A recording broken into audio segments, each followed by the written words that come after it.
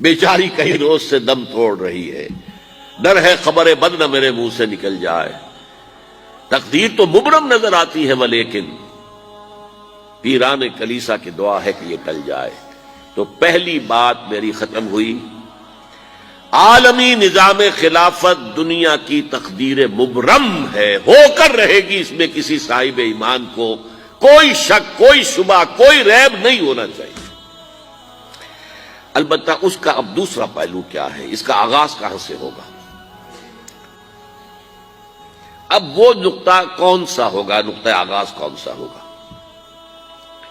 اس میں پہلی بات تو میں نے کہا جو شک کرے گا اس کا پھر ایمان مشکوک ہے، ہوگا، لازماً ہوگا، گلوبل ہوگا، پوری دنیا میں ہوگا۔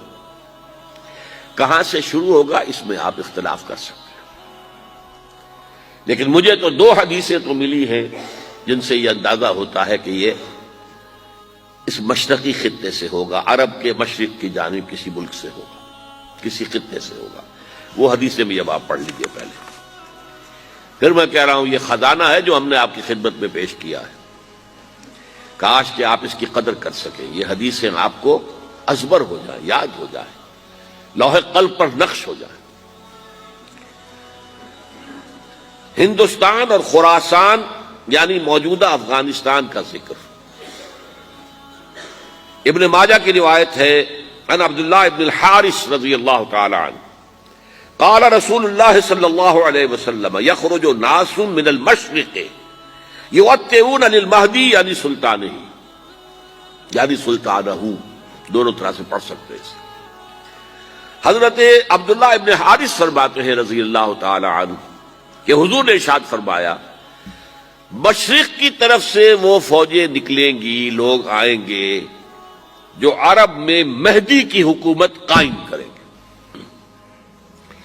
یہ مہدی کون ہوں گے اس کا ذکر میں ذرا بعد میں کروں گا، لیکن نوٹ کر لیجئے کہ مہدی سے پہلے لازماً کسی مشرقی علاقے کے اندر وہ نظام قائم ہو چکے گا، تب وہاں سے فوجیں آئیں گی نا۔ یہ مشرق کون سا ہے؟ عرب کے مشرق میں آپ چلیے، ایران بھی آ جائے گا، افغانستان بھی ہے، پاکستان بھی ہے، اور اگر اسے اور توسیع دیں تو ہندوستان بھی ہے۔ یہ ہے عرب کا مشرق، اس سے فوجیں جائیں گی۔ اس کا کیا مطلب ہے کہ اس میں سے کسی جگہ پر نظام خلافت پہلے قائم ہو جائے گا تاکہ وہاں سے فوجیں جائیں گی جو جزیرہ نما عرب میں حضرت مہدی کی حکومت کو قائم کریں گی۔ اب دوسری حدیث سنیے، یہ سنن ابن ماجہ کی حدیث تھی جو میں نے آپ کو سنائی، آپ نے پڑھی۔ دوسری عن ابی ہریرہ رضی اللہ تعالی عنہ، یہ ترمذی شریف کی روایت ہے، قال قال رسول اللہ صلی اللہ علیہ وسلم یخرج من خراسان رایات سود لا يردها شیء حتی تنصب بایلیا، خراسان کے علاقے سے سیاہ جھنڈے لے کر فوجیں آئیں گی، ان کا رخ کوئی موڑ نہیں سکے گا، ان کو پیچھے پھیر نہیں سکیں گے کوئی بھی، یہاں تک کہ وہ یروشلم میں جا کر جھنڈے نصب کر دیں گے۔ ایلیا حضور کے زمانے میں یروشلم کو کہتے تھے۔ یہ یروشلم تھا جب حضرت سلیمان کی حکومت تھی اور یہاں پر معبد سلیمانی، ہیکل سلیمانی قائم ہوا، پھر یہ یروشلم ہی رہا ہے تاریخ میں، یہاں تک کہ سن 70 عیسوی میں جب ٹائٹس رومی جنرل نے اس کو گرایا، ختم کیا، سیکنڈ ٹیمپل گرا دیا، اور یہاں سے یہودیوں کو کہا نکل جاؤ، یہاں سے کوئی یہودی باقی نہیں رہا، بالکل تہو بالا برباد کر دیا۔ اس کے کوئی 150 سال بعد ہیڈریان، رومن ایمپرر ہیڈریان، اس نے پھر دوبارہ آباد کیا اس شہر کو۔ 150 سال تک یہ بالکل بنجر اور بالکل غیر آباد پڑا تھا۔ اب ہیڈریان نے جب آباد کیا تو اس کا نام ایلیا رکھا، اب یروشلم نام نہیں تھا، تو حضور کے زمانے میں پھر اس کا نام ایلیا تھا۔ اور اب اس سے کیا معلوم ہو رہا ہے کہ یہ یروشلم مسلمانوں کے قبضے سے اس وقت نکلا ہوا ہوگا، ایک دفعہ پہلے نکلا تھا، سن 1099 عیسوی میں مسلمانوں کے ہاتھ سے نکلا، کروسیڈرز، عیسائیوں نے آ کر اس کو قبضے میں کیا، لاکھوں مسلمانوں کو مارا، قتل کیا۔ اس کو 1187 عیسوی میں واپس لیا ہے۔ کس نے لیا ہے؟ صلاح الدین ایوبی کرد۔ عرب کھوکھلے ہو چکے تھے، عربوں نے کھویا، واپس نہیں لے سکے۔ بہت حکومت کر چکے تھے، 400-500 برس کی حکومت کر کے، اور ان کے عیش اور ان کے آرام، اب ان میں جان نہیں تھی کہ وہ واپس لے سکے۔ واپس لینے والا گرم کرد خون تھا، صلاح الدین ایوبی۔ تو گویا کہ اب آپ سمجھئے کہ 88 برس تک عیسائیوں کا قبضہ رہا یروشلم پر۔ اب 1967 میں یہودیوں نے قبضہ کیا ہے، اور اب 38 برس تو ہو گئے، 88 نہیں تو 38 برس تو ہو گئے ہیں۔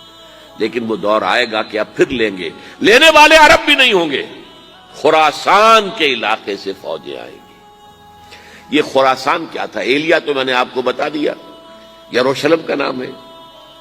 خراسان اس زمانے میں ایک بہت بڑے ملک کو کہتے تھے۔ کچھ حصہ پاکستان کا بھی اس میں شامل ہے، کچھ حصہ ایران کا بھی ہے۔ ایران کے اس حصے کو اب بھی خراسان کہتے ہیں، وہ ایک صوبہ ہے۔ خراسان ایک صوبہ ہے ایران کا، چھوٹا سا۔ پاکستان میں خاص طور پر یہ جو علاقہ مالاکنڈ ایجنسی کہلاتی ہے، اس سے اوپر جتنا علاقہ ہے، اور یہ جو واخان کی ایک پٹی آتی ہے اوپر، واخان افغانستان کی ایک پٹی سی دم سی چلی آتی ہے، جو جا کر چائنا کی سرحد سے مل جاتی ہے، یہاں سے لے کے یہاں تک یہ جو مالاکنڈ کا وہ درہ ہے اور پہاڑ ہے، یہ بھی خراسان کا حصہ ہے۔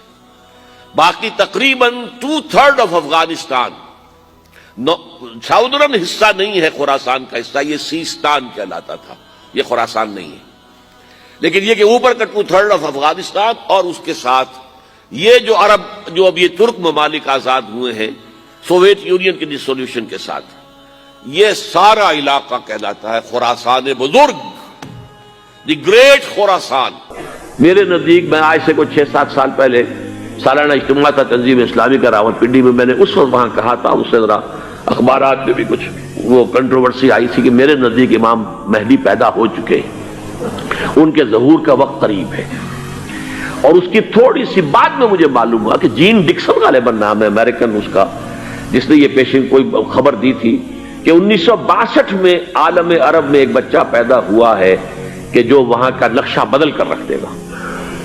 یہ جین ڈکسن کی غالباً پیشن گوئی ہے۔ بہرحال مجھے اس کی پیشن گوئی سے کوئی دلچسپی نہیں ہے، میں تو جو احوال دیکھ رہا ہوں، یعنی اسرائیل کا قائم ہو جانا، اور اس کے بعد اب یروشلم کا مسلمانوں کے ہاتھوں سے نکل جانا، اور اب گویا کہ وہ الملحمۃ العظمیٰ جو ہے تلی کھڑی ہے، کسی بھی وقت جو ہے یہ جو ہے وہ لاوا پھٹ سکتا ہے، آتش فشاں پھٹ سکتا ہے۔ تو یہ تمام حالات ایسے ہیں کہ جن کی وجہ سے میں سمجھتا ہوں کہ ایک تو جو قرآن مجید کے اشارات میں نے آپ کو بتائے، 14 صدیاں، 14 دن میں چاند کا پورا ہونا، والقمر اذا اتسق، 14 دن میں 14ویں کا چاند۔ اسی طرح اب یہ 14 صدیوں کے بعد یہ صدی جو 15ویں صدی ہے، یہ در حقیقت ظہور امام مہدی کی صدی ہے۔